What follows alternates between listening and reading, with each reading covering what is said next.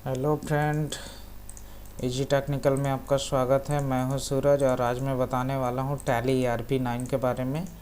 और tally ERP9 में हम लोग क्या जानने वाले हैं, तो मैं स्टार्ट लेता हूं और बताता हूं।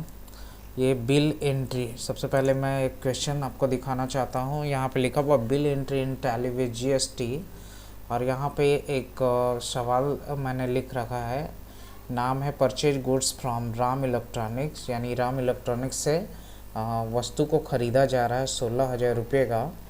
क्या क्या ख़रीदा जा रहा है वो हम देख रहे हैं। LG mouse 4 piece 1000, LG monitor 2 piece 15,000 and with GST at the rate 18%। तो इसे हम सॉल्व करने वाले हैं कि इसे हम बनाएंगे कैसे।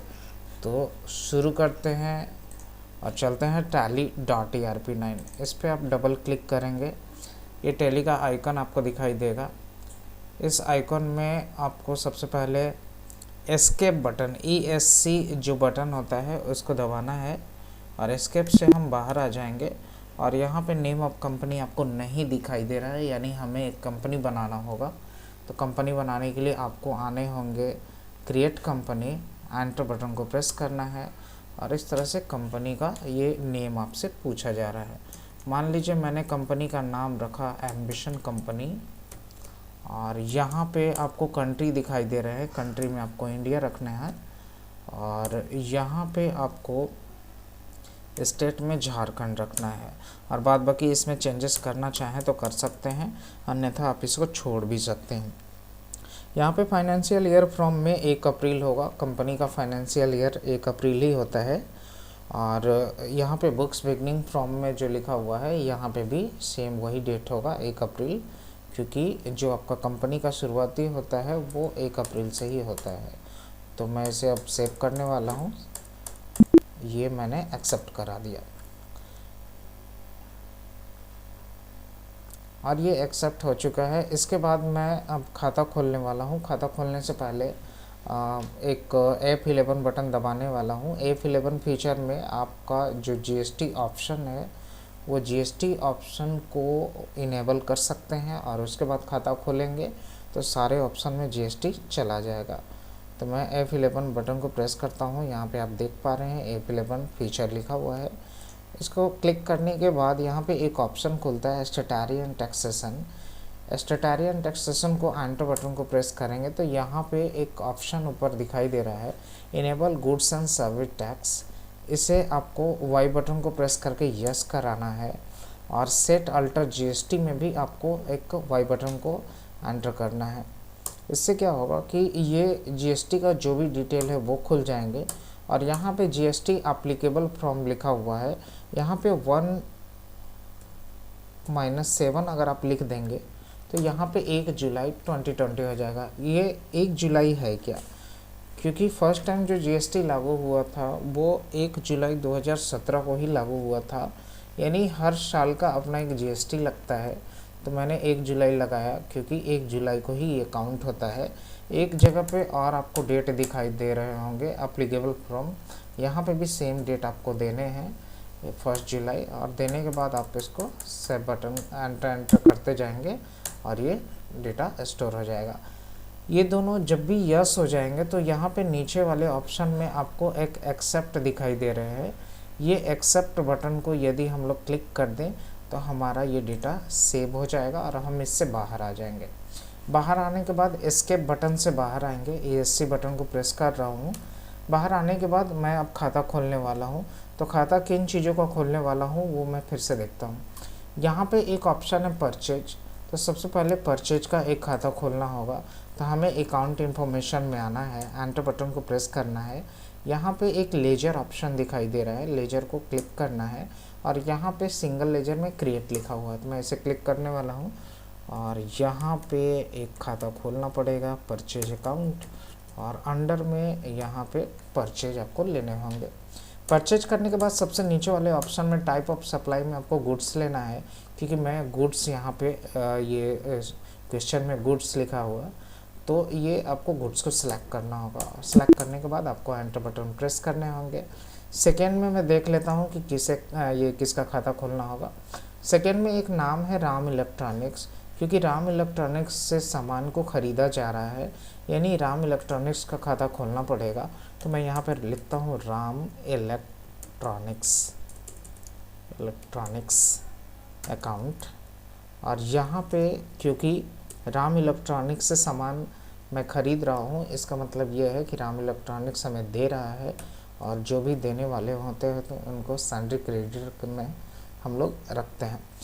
इसको सैलरी क्रेडिटर में डालने के बाद आपको एंटर बटन को प्रेस कराना है और इसे भी आपको सेव करा देना है। मैं इसे एक्सेप्ट कर लेता हूँ और ये हमारा डेटा स्टोर हो गया।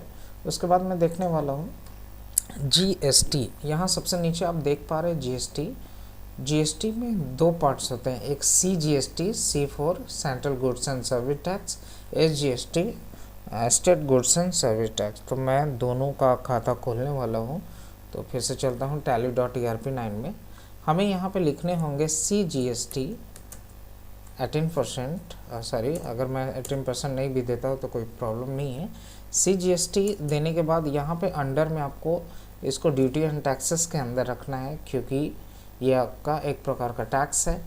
इसके बाद आपको क्या करना है, टाइप ऑफ ड्यूटी में यहाँ पे GST रखने होंगे, और यहाँ पे टैक्स का टाइप जो है वो सेंट्रल टैक्स है, तो मैं इसे सेंट्रल टैक्स रखने वाला हूँ।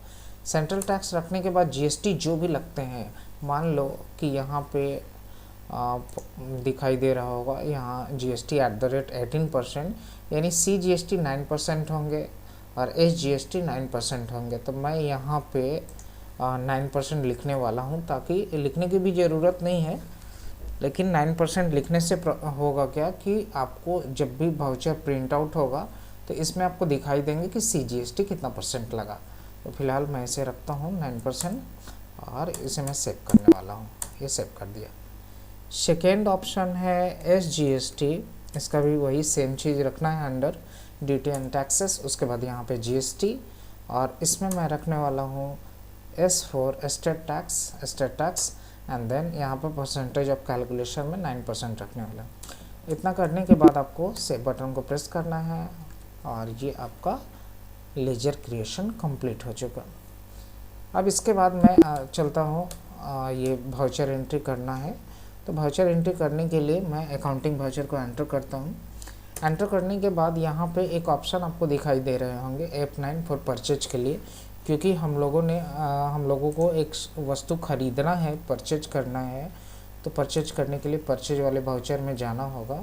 तो F9 बटन को आप प्रेस कर सकते हो या फिर यहाँ पे परचेज में जा कर के क्लिक कर सकते हो।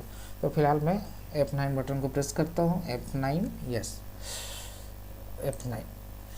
तो ये आपका परचेज का एक इनवॉइस ओपन हो गया। यहाँ पे सप्लाई इनवॉइस नेम आपको देने होंगे, कुछ भी नंबर टाइप करना होगा। मैंने सप्लाई इनवॉइस नंबर 1 रखा। और सबसे पहले मैं यहाँ पर बता दूँ कि एक डेट यहाँ पे लिखा हुआ है, एक डेट यहाँ पे लिखा हुआ है। तो ये जो आपको डेट दिखाई देता है ये GST का डेट होता है, और ये जो डेट आपको दिखाई दे रहा है ये डेट उस दिन का डेट होना चाहिए जिस दिन वस्तु को ख़रीदा गया। तो फिलहाल मैं अभी GST का डेट चेंज करता हूँ। इसके लिए F2 बटन को प्रेस करना है। तो F2 बटन को क्लिक भी कर सकते हो, और यहाँ पे GST का मैंने डेट फर्स्ट में रखा हुआ था 1 जुलाई, तो 1 जुलाई आपको देने होंगे। और यहाँ पे मैं डेट चेंज नहीं कर सकता, क्योंकि हम लोग अभी एजुकेशनल मोड में हैं और ये प्रोफेशनल मोड नहीं है, ये बिजनेस का मोड नहीं है, इसलिए ये डेट को फ़िलहाल मैं छोड़ने वाला हूँ। सेकेंड में यहाँ पार्टी का नाम है, किस पार्टी से वस्तु ख़रीदा जा रहा है। तो राम इलेक्ट्रॉनिक्स से वस्तु ख़रीदा जा रहा है, यानी राम इलेक्ट्रॉनिक्स यहाँ पे लेने होंगे। राम इलेक्ट्रॉनिक का पूरा डिटेल यहाँ पे सेव करना होता है, आप इसे सेट कर सकते हैं। और परचेज का लेजर में आप जा कर के परचेज को क्लिक कर सकते हैं। यहाँ पे आपको राइट साइड में परचेज दिखाई दे रहे हैं, क्योंकि मैंने पहले से खाता खोल रखा था। तो परचेज अकाउंट यहाँ पे क्लिक करेंगे, ये आपका आ जाएगा। यहाँ पे आपको दिखाई दे रहा है नेम ऑफ आइटम, आप किस आइटम को आप ख़रीद रहे हैं। तो यहाँ पे चलता हूँ फिर से सवाल के ऊपर और देखने वाला हूँ इसके अंदर क्या है। तो यहाँ पे लिखा हुआ है LG माउस 4 पीस 1000, यानी हमें LG माउस ख़रीदने हैं 4 पीस, जिसका टोटल वैल्यू 1000 है। तो मैं टैली ERP9 में करके देखता हूँ। नेम ऑफ आइटम में क्रिएट करने के लिए अल्ट के साथ में C बटन को प्रेस करना है, अल्ट के साथ में C को प्रेस करेंगे तो इस तरह का आइकन आपको दिखाई देगा, स्टॉक आइटम क्रिएशन। क्योंकि फर्स्ट में ऐसा कुछ लिखा हुआ था LG माउस, तो मैंने LG माउस रखा और इसके अंडर को क्लिक करना है और यहाँ पे भी अल्ट के साथ C बटन को प्रेस करना है। C जो ही करेंगे तो यहाँ पे सिर्फ ओनली माउस का नाम लिखना होगा और सबसे नीचे इसके अंदर कितने परसेंटेज GST लग रहे हैं, तो जो भी GST लग रहे हैं सबसे पहले Y बटन को प्रेस करना है और इसके अंदर जाना है। यहाँ पे आप देख पा रहे हैं कि टैक्स का टाइप जो है CGST SGST हमें दिखाई नहीं दे रहे हैं। इसके लिए F12 बटन है, कॉन्फ़िगर एक ऑप्शन दिखाई देता है F12 यहाँ राइट कॉर्नर में। कॉन्फ़िगर को जो ही आप क्लिक करेंगे तो सबसे नीचे जो लिखा हुआ है show all GST tax type, इसे यस करना है। ये हमारा फीचर पूरी तरह से ये खुल चुका है और यहाँ टैक्सेबिलिटी में हमें लेना है टैक्सेबल और इंटीग्रेटेड टैक्स, यानी आई टैक्स में यदि 18% लिख दिया जाए तो सेंट्रल टैक्स स्टेट टैक्स दोनों में 9% आ जाएंगे। यहाँ पे मैं इसे अब सेव करने वाला हूँ। सेव करने के बाद यहाँ पे एक यूनिट लिखा हुआ है, ये यूनिट यानी इकाई होता है। आप जो खरीदने वाले हैं वो किस टाइप का इकाई है, उसका पीस में है या दर्जन में है या किलोग्राम में है, मीटर में है। तो फिलहाल तो ये LG माउस में पीस में ख़रीद रहा हूँ, तो इसलिए यहाँ पे भी अल्ट के साथ में C बटन को प्रेस करना है और यहाँ पे कुछ टाइप करना है PCS, एक सिंबल का नेम देना है और इसे सेव करना है। तो एंटर बटन से मैं सेव कर रहा हूँ और भी एंटर करके आगे बढ़ा रहा हूँ। यहाँ पे क्वांटिटी पूछा जा रहा है, तो मैं देखता हूँ सवाल में क्वांटिटी है क्या।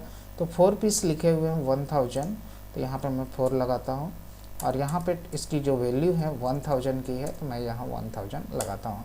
ये हमारा क्वेश्चन नंबर 1 कंप्लीट हो चुका। इसी के नीचे दूसरा स्टॉक जो है वो लिखा हुआ है LG मॉनिटर 2 पीस 15,000। इसे हम ज़रा देखते हैं। यहाँ पे भी अल्ट C करने होंगे और यहाँ पे हमें लिखना होगा LG मॉनिटर और यहाँ पे भी अल्ट C करने होंगे, जैसे मैंने पहले सवाल में रखा था। यहाँ ओनली मॉनिटर रखना है, मॉनिटर, और सबसे नीचे इसके नीचे जो आपको दिखाई दे रहा है सेट अल्टर GST, इसे यस करना है। एंटर बटन को प्रेस करना है। इसमें भी टैक्सेबल ले करके आपको 18% लेना है, क्योंकि इसमें भी आपका GST 18% लग रहा है। इसे मैं सेव करता हूँ, क्योंकि मैंने फर्स्ट वाले क्वेश्चन में पीस लगा रखा था, तो बार बार बनाने की ज़रूरत नहीं है। आप इसी पीस से काम चला सकते हैं।